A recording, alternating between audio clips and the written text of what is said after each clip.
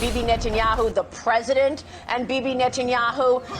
Was that really the trigger that allowed the United Arab Emirates and its leadership in Abu Dhabi to say now is the time to actually listen and to try to come to the middle? I think Netanyahu giving up the settlements and putting a pause to that in the West Bank is critical. Tell me how your personal relationships, the president's relationships, really got this done. Right. So relationships are one thing, and obviously you have to be able to have trust and know that you can have freewheeling discussions. We didn't come to the region to lecture people. We came to listen to people and then to understand what were their best interests and then find commonality. When President Trump moved the embassy to Jerusalem, a lot of people criticized and says, well, he didn't ask for anything in return. And President Trump's point of view on that was that, first of all, you don't have to get something for keeping your promise. You shouldn't be getting something for doing the right thing. You should just do the right thing. But what he got out of that, which very few foreign policy experts saw, was he got the trust of the Israeli people and he got the trust of Israel. It showed that he was doing things for the right reasons, and that trust has enabled him to get Israel to make some tougher decisions that they wouldn't have made otherwise, perhaps under a different administration. And obviously with the United Arab Emirates, they felt very betrayed by America with the past administration. The Iran deal was a terrible betrayal of the region, and American leadership in the region had really pulled back. If you think about America's foreign policy interests in the Middle East previously, it was about energy, and under President Trump's leadership, America is now energy independent as a country, so that's greatly reduced our dependence on the Middle East, which is critical.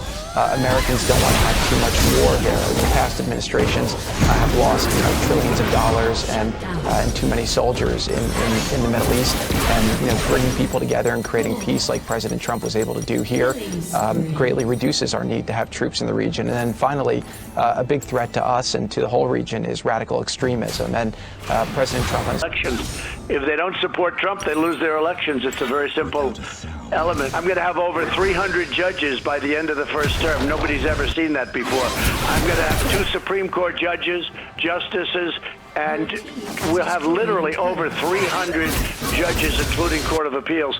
We've done things that nobody's ever done. The tax cuts, the regulation cuts, Anwar. Look at Anwar. They couldn't get Anwar done. Ronald Reagan couldn't get it done. Bush's nobody could get it done, and I got Anwar done. Against you. There was still a coup against you, is my point. Where is John Durham, Mr. President? Is he? Where is John Durham? We know that there was criminality. I hope he's doing a great job, and I hope they're not going to be politically correct. And I hope they do what? Because the fact is, this was President Obama knew everything. Vice President Biden, as dumb as he may be, he knew everything. And everybody else knew everything, Maria, and you know it. And Comey and Brennan and Clapper, they all were terrible, and they lied to Congress. They spied on my campaign, which is treason. They spied both before and after I won. Think of that. Using the intelligence apparatus of the United States to take down a president, a legally elected president, a duly elected president of the United States. It's the single biggest political crime in the history of our country, and I hope they're doing a job. I hope they're not going to be politically correct and say, well, we want to go, let's get the lower guys that forged the documents going into FISA. Bill Barr can go down as the greatest attorney general in the history of our country, or he can go down as just an average guy.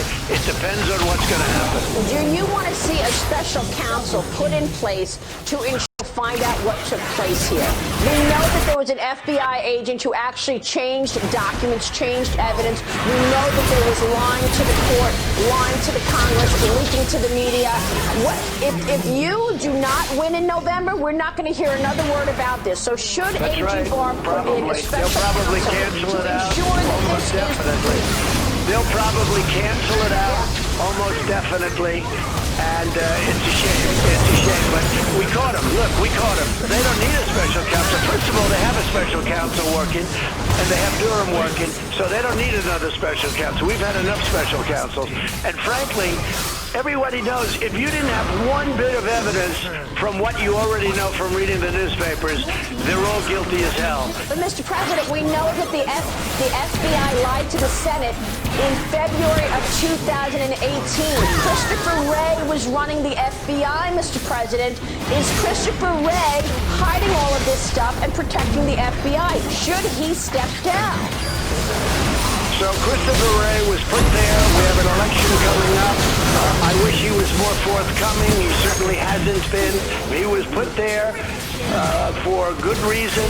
He was chosen by a certain person, and I said, go ahead, put whoever